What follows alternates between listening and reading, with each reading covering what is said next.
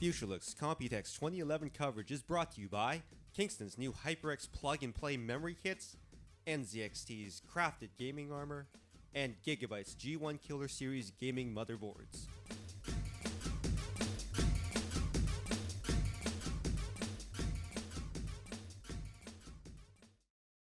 Hi, I'm Robert Pierce with CORSAIR. We're here at COMPUTEX 2011. This morning I'm going to show off our new products. We've launched a COMPUTEX, the HX1050, which is replacing our old HX1000 that we launched 4 years ago. Instead of a dual rail power supply, this is now a single rail power supply. The noise and ripple has been cleaned up a bit. Even though the HX1000 was already a great power supply, this one's even better. So this just normal progression of a product as it gets older, we continue to improve on it and get better and better. The other power supply that we're showing, AX650, this is probably going to be our lowest end AX on the AX series, which is a gold certified power supply. Everybody's already very familiar with the 750 and the 850. This is just a little brother to that, made by the same manufacturer, of course, but changed by us to meet our standards. We've launched two new cases here at COMPUTEX, the 400R and the 500R. This is the 400R. As you can see, it's a very full-featured case. The idea behind this is we wanted to bring out some cases at a lower price point. This one's MSRP is $99. It'll be available in July. It has openings for 10 to mount up to 10 fans. Removable hard drive trays support both 3.5 and 2.5. Comes with native USB 3 support. You can see the cable down here, and just comes straight up in here instead of having to pass through the cable around the back and plug in the back of the case. It will support up to 3 NVIDIA cards in SLI or 4 ATI cards in Crossfire. See lots of grommet holes for pass-through water cooling. It'll support a dual 120 rad in the top. The top of the case here is a handle that is actually load bearing. You can use it to pick it up and move it around. We have a button here that will turn the fan lights on and off, in addition to the normal, required accessories in the front.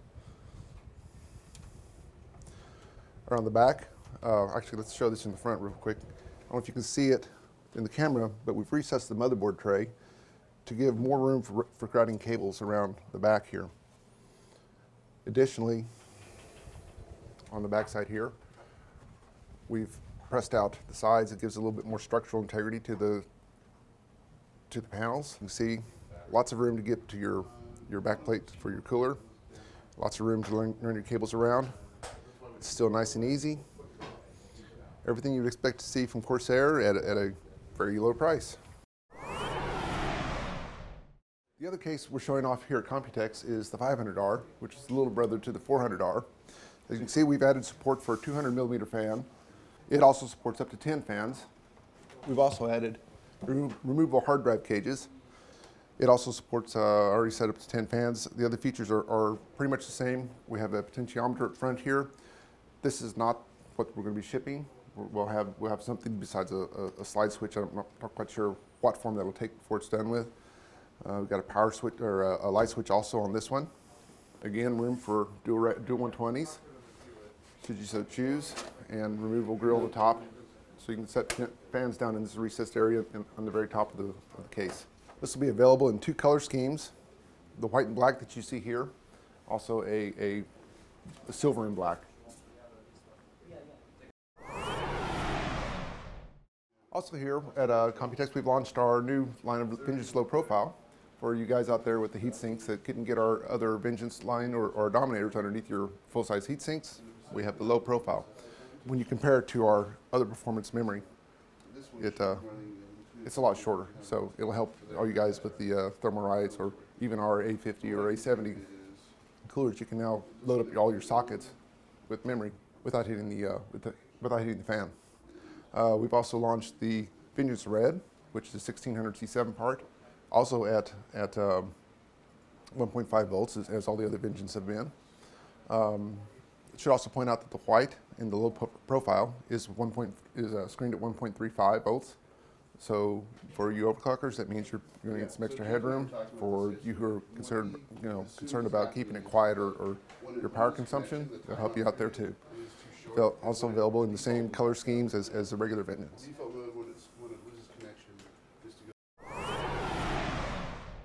Also here at COMPUTEX, we're showing off the new Force GT. It'll be available later this month. The difference between the Force GT and the Force 3 is Force GT uses synchronous memory, which gives us a substantial increase in the throughput of compressed or uncompressible data.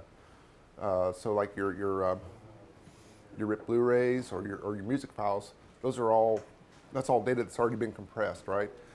That sort of data in the past has been relatively slow with the on the Force controllers, on the SandForce controllers, but we're able to get a 5x increase, 500%, if you compare this number here from a Force 3 to this number here. You'll see what I'm talking about. And the write speeds are up maybe 15% also. So it's a substantial increase. Also, in this case, we're showing off the H80. As you can see, we've got some lights and a button here. This allows you to change your fan speed, so you can control noise or the cooling level of your system simply by the press of a button. The last thing we've launched this week at COMPUTEX is our H100. It's our newer dual rad. Same as the H80 with the button where you can press it and change the fan speed. It also ties in with CORSAIR link. It'll be available at the end of this month. MSRP would be $119.